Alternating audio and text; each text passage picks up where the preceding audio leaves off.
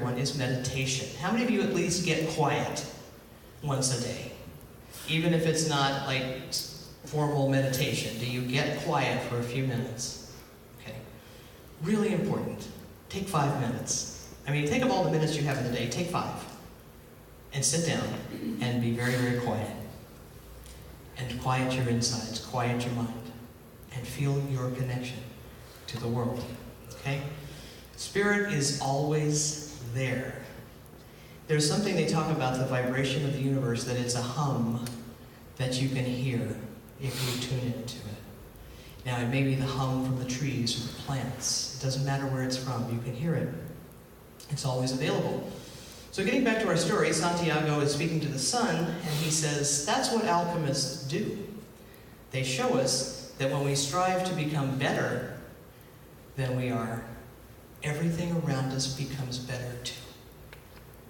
I want you to hear that, because this getting better is not a selfish pursuit. It isn't so I can get brownie points and get into heaven. Becoming a better person makes everything around you better. Becoming more loving makes everybody around you more loving. That's the message that you are carrying with you. So we can restate this in terms of religious science as the law of correspondence, right? Our consciousness creates our manifestation when we strive to become better. And actually in Lynn's reading, it was talking about when you put love out, it's bound to come flowing back to you. Okay? When we strive to become better than we are, everything becomes better too. So rather than thinking we can somehow fix the world out there, how many of you have tried to fix the world? How many of you tried to fix people? Fix family? Did it work? Probably not. We don't fix people. We love people. That's all we can do. That's all we have a right to do. Healing the world starts within. The opposite is allowing what's out there to dictate the state of your within. So how many of you get depressed by the news? Okay. Could you be aware of the news and not get depressed? You can't believe that what is out there is what lives in you. Okay? So people say, this happened, so I'm so angry. I do that. I do that quite often. I'm so angry. This person did such and such, and I'm so disappointed. Have you done that? Anybody been disappointed? This group hates this other group. This group is fighting this group, so I am in despair. And again, we've had this lesson many times. How does your despair help the world? How does your anger help the world?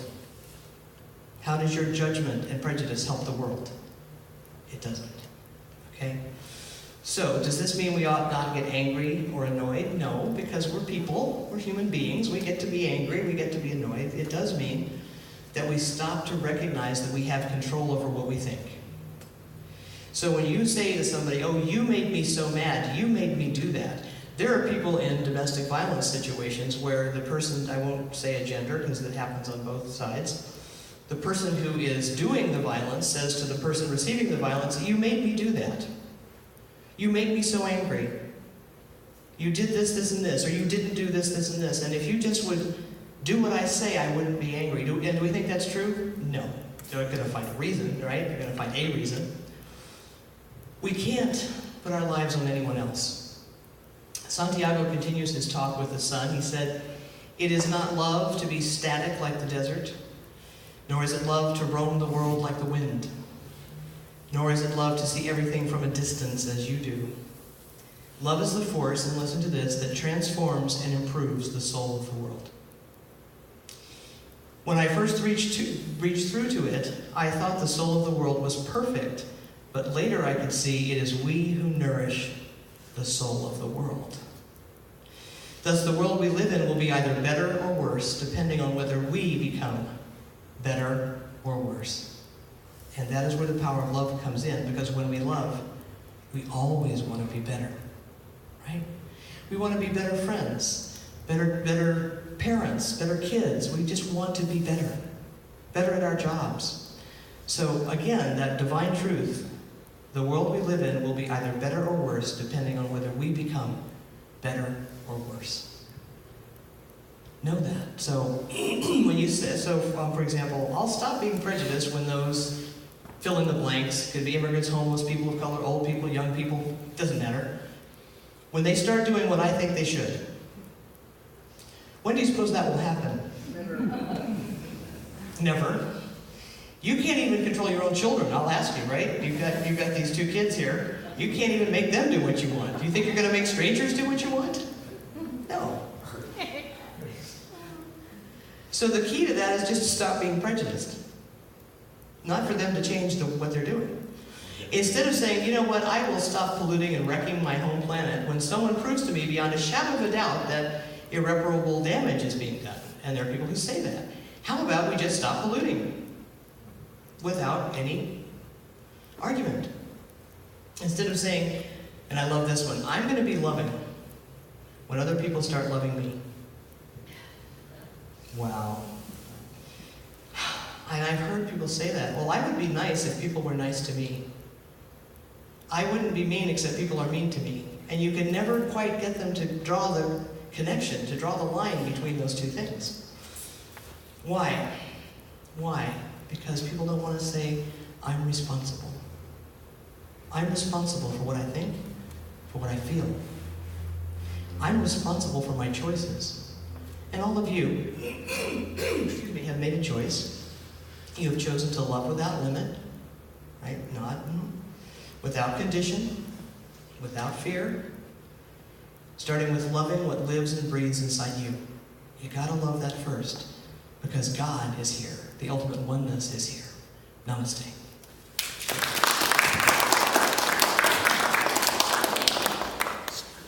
So if someone could come up and lead the affirmation, please. It was kind of fun that I got to redo the bulletin with all the contents of last week when I forgot it. Shall we read the affirmation together? My heart is wide open, my soul is singing, and my mind is at peace. From God's perspective, I watch life unfold perfectly in divine right order. In the calm silence of my inner awareness, love speaks to me of all that I am. I listen, I hear, and I rejoice. And so it is. You notice I distinguish between listening and hearing. How many of you listen and don't hear? How many of you have people talking to you and you kind of go, I'm sorry, what did you say? Because you're not hearing. So this week, the reason I'm doing this particular song today, which I haven't done since last summer, is because, I don't know if you know, but there's a columnist in the LA Times who's been a columnist for a very long time. And he just lost his son, who was only 32 years old, and was killed in a car accident. And what happened was, the people who have read his columns for years wrote to him, flooded him with compassion, kindness, loving thoughts, prayers, encouragement, all these things, to the point where he said he couldn't even read them without crying. This is what people are. This is really what people are. Yes, there are people out there doing quite the opposite, but this is who people really are. There is so much kindness and love in this world. So much. And we don't realize it. Because all the yahoos are out there being loud. Being very loud. So, we're just ordinary people.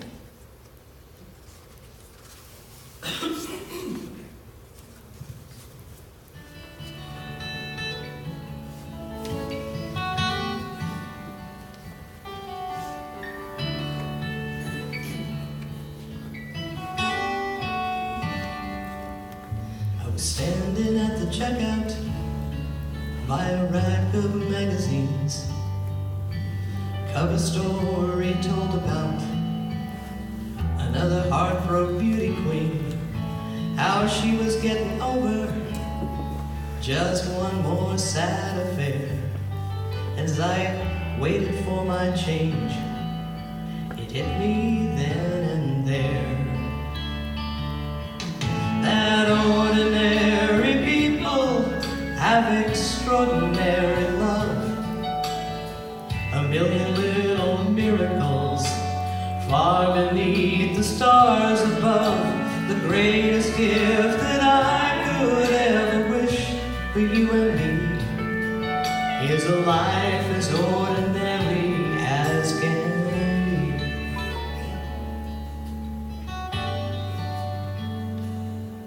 Then I heard some famous people had an anniversary. 5 long years together, it was Hollywood history. Now my grandma and my grandpa never made no printed page, but they took the love of 57 years right to the grave. 'Cause ordinary people have extraordinary love.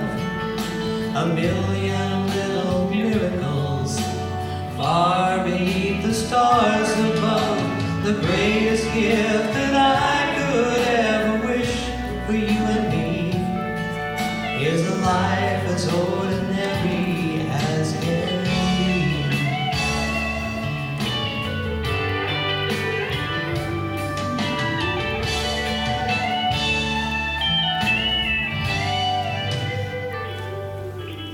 And we all like to watch, and by the time the movie ends, who of us hasn't wished to be a little more like them? But I bet every time 2 stars are breaking up that they wish somehow, some way they were a little more like us. 'Cause ordinary people have extraordinary love. A million miracles far beneath the stars above. The greatest gift that I could ever wish for you and me is a life as ordinary as can be. The greatest gift that I could ever wish for you and me is a life as ordinary as can be.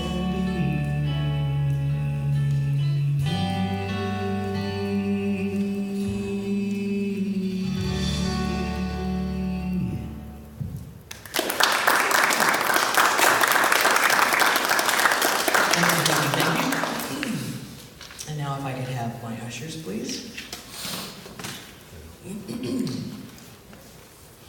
And as you hold your tithes and your gifts, your love offerings close to your hearts, please say with me our Heartlight offering affirmation. I gladly share my overflowing abundance with a community that nurtures my heart and soul. And I give thanks for your gifts and your presence and the wonder of your sweet souls. And let us say together, and so it is. Amen.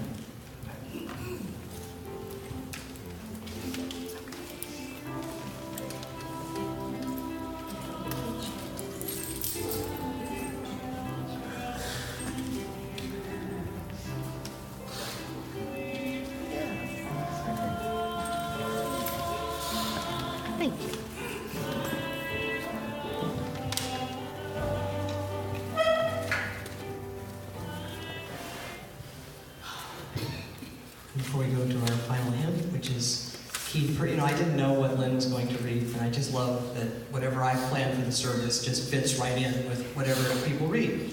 But first, let's be quiet for a moment. And I'd like us to use the next moment or so to be grateful. Close your eyes, bring something to mind. Bring a lot of things to mind. Let us remember to be grateful. Grateful even for those things that do not appear to be what we want. Grateful for all the ways in which life leads us if we are willing to walk in love. Let us be grateful for our families, for all of our blessings, for all of the wisdom there is in the world, for all of the people working hard around the world to make it better. Let us be grateful for our awareness, for our consciousness, And most of all, that we finally, after a lifetime perhaps of searching, know who we are. And let us say together, and so it is. Amen. Now, if you will turn to page 19, Wayne Dyer said, "Love is a decision."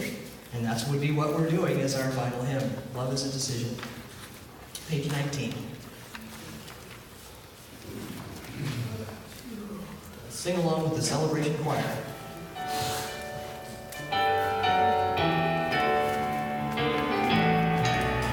Love is my decision. It's up to me to give of my all. Love is my decision, and no one else can tell me to stop. And once I decide to change my mind, love will show me how. Love is my decision. It's my decision right here and now. Love is my decision. It's up to me to stand on that bridge. Love is my decision, and no one else can make me forgive. And once I decide to change my mind, love will show me how. Love is my decision.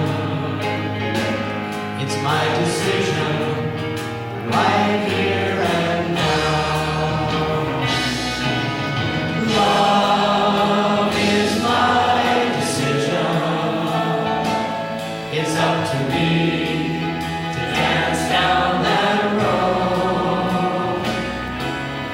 Love is my decision, and no one else can lighten my load. And once I decide to change my mind, love will show me how. Love is my decision. It's my decision right here and now. My decision right here and now. Thank you, thank you, thank you. What is our word for the week? Gratitude.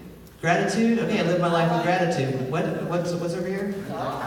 You like that one? Okay, ready? I live my life with gratitude. I live my life with gratitude. Hallelujah.